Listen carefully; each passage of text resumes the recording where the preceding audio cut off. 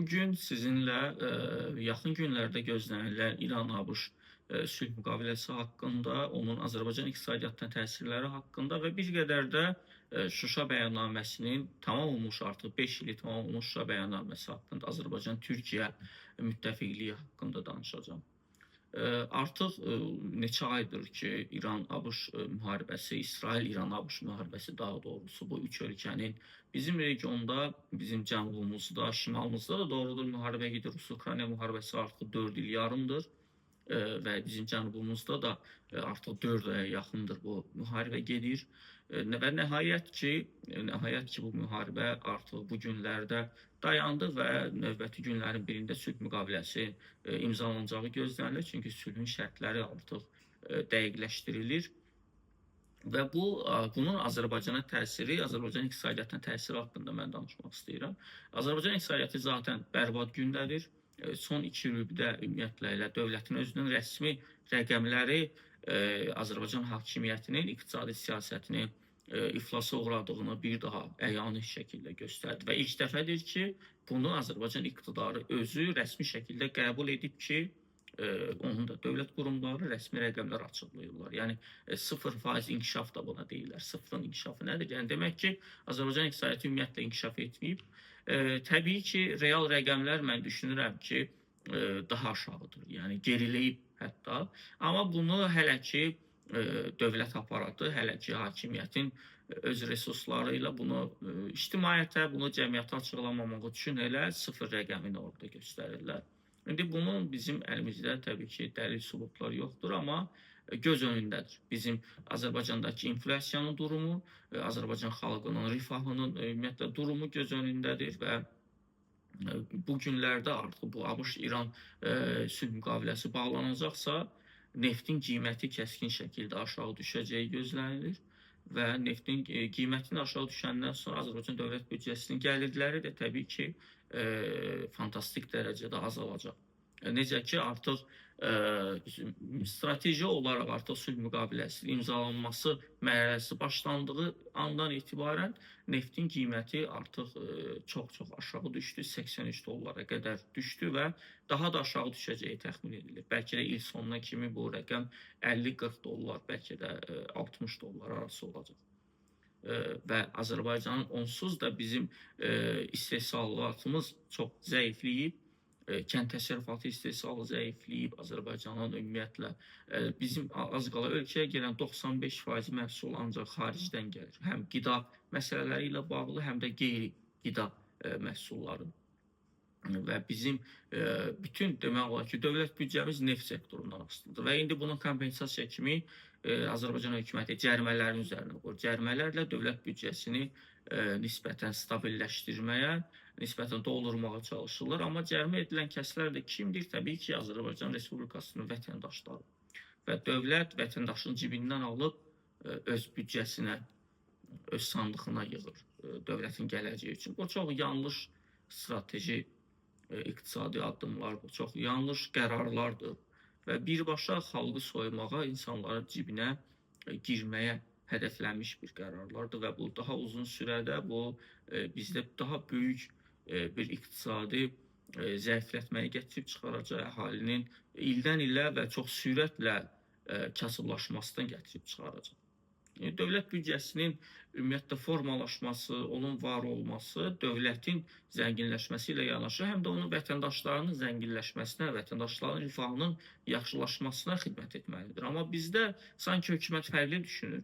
Sanki hökumətimiz düşünür ki, eybi yox, vətəndaşın rifahı aşağı olsun, vətəndaşın cibindən alaq. Əsas odur ki, bizim dövlətimiz zəngin olsun. Bizim dövlət büdcəmizin biz boy-boy danışaq ki, bizim 16 milyard ehtiyatımız var, bizim filan qədər ehtiyatımız var, bizim neft gəlirlərimiz filan qədərdir. Amma bu artan dövlət büdcəsi və yaxud da ki, artan neft gəlirlərinin fonunda Azərbaycan xalqının rifahı zəifləyirsə, Azərbaycanlılar əksinə olaraq kasıblayırsa, onda burada çox maraqlı sual ortaya çıxır. Bu iqtisadi artımlar, yəni büdcə artımı, buna iqtisadi artım demək olmaz. Büdcə artımı nəyə və kimə xidmət edir? dövlətin zənginləşməsi kimlərə xidmət edir, nəyə xidmət edir? Təbii ki, biz hər birimiz istəyərik ki, Azərbaycan dövləti zəngin olsun, Azərbaycan dövlət büdcəsi dolu olsun, çox çoxalsın. Amma həm də bunun təsiri və əks təsiri xalq tərəfindən görülməlidir. Amma bunun təsiri əksinə xalqın daha da kasıblaşmasına gətirib çıxarılmalıdır. Və indi bu sülh müqaviləsindən sonra, yəni İran-ABŞ müharibəsi dayanandan sonra neftin gəlirlərinin azalması fonunda görək Azərbaycan hakimiyyəti hansı addımlar atacaq. Bu demək deyil ki, biz belə arzulamalıyıq ki, İran-ABŞ müharibəsi dayanmasın, davam etsin. Təbii ki, bizim qonşuluğumuzda nə qədər ölkələrin stabil olması bizim təbii ki, hər birimizin xeyrinədir. Və bugün İranda müharibənin davam etməsi bizim də zərərimizədir. Hətta Rus-Ukrayna müharibəsinin də olması yenə də bizim zərərimizdədir. Ümumiyyətlə, qonşu ölkələrdə stabillik olmalıdır, hakimiyyətlik bütöv olmalıdır, parçalanmamalıdır ki, bu Azərbaycana da təsirsiz ötüşməz təbii ki. Və ona görə də bizim qonşuluğumuzda həm qonşularımızla münasibətimiz stabil olmalıdır, həm də bizim qonşularımızın özünün dövlət daxilində stabilliyi olmalıdır. Təbii ki, bura bir yaxın şərq olmamalıdır. Bura Azərbaycan, Suriya kimi, Liviya kimi ölkələrin qonşuluğunda yaşayan bir ölkələr kimi olmamalıdır. Məsələn, götürək elə biz qardaş Türkiyənin özünü, Türkiyənin həndəvərində görün neçə ölkədə vahid güclü dövlət yoxdur onun qonşuluğunda və onun təsiri təbii ki, Türkiyəyə mənfi təsirləri var. Məsələn, Suriyadan Türkiyəyə nə qədər qaçqın var, nə qədər mühacirlər var. Suriya, İraqın özündən görün nə qədər qaçqınlar, mühacir həyatı yaşayır Türkiyədə və Türkiyənin iqtisadiyyatına çox böyük zərbə vurub. Türkiyənin bugünkü bərbad iqtisadi durumunun ən böyük səbəblərindən biri məhz həmin o mühacirlərdir. Və biz təbii ki, arzulamalıyıq ki, bizim qonşuluğumuzda da o cür senarilər yaşansın və Azərbaycan təbii ki, İranın özü xüsusilə bizim üçün önəmli bir ölkədir. Ona görə önəmli bir ölkədir ki, bizim özümüzdən daha çox Azərbaycanlımız İranda yaşayır. Və onlar İran İslam Respublikasının vətəndaşlarıdır. Amma onlar həm də Azərbaycanlılardır. Təbii ki, onların təhlükəsizliyi, onların rifahı, onların həyat səviyyəsi bizi də maraqlandırır. Bir soydaş kimi, bir qardaş kimi və təbii ki, onların bizlə ayrılmaz mənəvi bağları var. 30 milyona yaxın Azərbaycanlı yaşayır, təsəvvür edin İranda.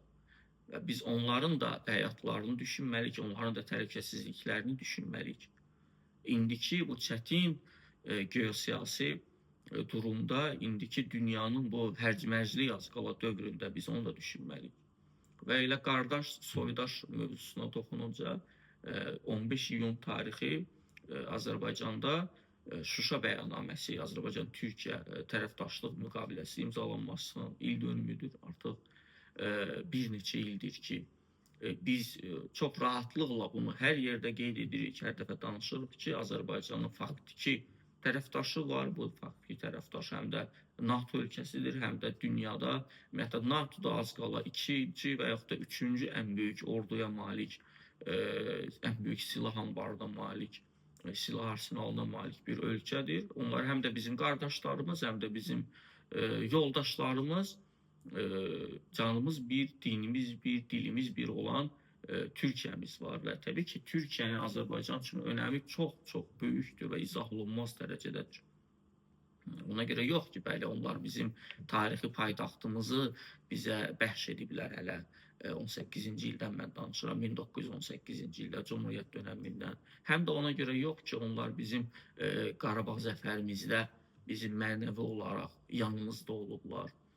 Həm də ona görə ki, bizim tariximiz birdir. Həm də ona görə ki, biz istəsək də, istəməsək də Azərbaycanda hakimiyyətdə kim olur olsun, Türkiyədə iqtidar kim olur olsun, bunun heç bir önəmi yoxdur. Bu tarixi bağlardır, bu əvəz edilməz, bu mənəvi bağlardır. Bizi Türkiyəyə bağlayan rəsmi sənəddən əlavə həm də bunlardır. Amma rəsmi sənədin olması isə bu artıq dünyaya tanıtım üçündür. Bu dünyaya göstərmək üçün idi. Onsuz da mən həmişə düşünmüşəm ki, Təbii ki, bunu biz arzulamırıq, bunu biz istəmirik, amma Azərbaycan hər hansısa bir qonşuluğunda olan böyük dövlətlərlə hər hansısa bir toqquşma həddinə gələcəksə, həmin o böyük dövlətlər bilirlər, təxmin ediblər ki, Azərbaycan yanında Türkiyə olacaq. Amma bu sənəd, bu Şuşa bəyannaməsi faktiki əldə hüquqi bir artıq sənədə çevrildi və hüquqi bir sənəddir ki, Azərbaycanın yanında onun Türkiyəsi, onun qardaşı Türkiyəsi var və Azərbaycana qarşı hər kəs öz həddini bilməlidir. Azərbaycana qarşı daha heç bir ölkə hər hansısa bir torpaq iddiasında olmamalıdır. Və ona görə Şuşa bəyannaməsi bizim üçün xüsusilə ona görə daha çox önəmlidir, daha çox əhəmiyyətlidir. Və sonda bir cümlə ilə yekunlaşdırmaq istəyirəm ki, tək ki bütün dünyada bu aktiv müharibə ocaqları dayansın. Həm Rus-Ukrayna müharibəsi də, həm İran-İsrail bu ABŞ üçbucaq formasında olan bir müharibə də dayansın. Uşaqlar daha ölməsin, insanlar daha əziyyət çəkməsin. Amma bu günümüzün reallığıdır. Bunlar faktiki olaraq reallıqlardır ki, bütün dünyada bu dəqiqə hüquq ədalət problemi var. Bütün dünyada bu dəqiqə insanların artıq rahat yaşaması, rahat gələcəklə bağlı rahat planların qurulması problemi var. Bizim ölkəmizdə də bu var təbii ki. Amma ümid edək ki, bizim ətrafımızda, bizim dünyamızda heç olmasa bundan sonraki illərdə biz ancaq sülh şəraitində yaşayaq.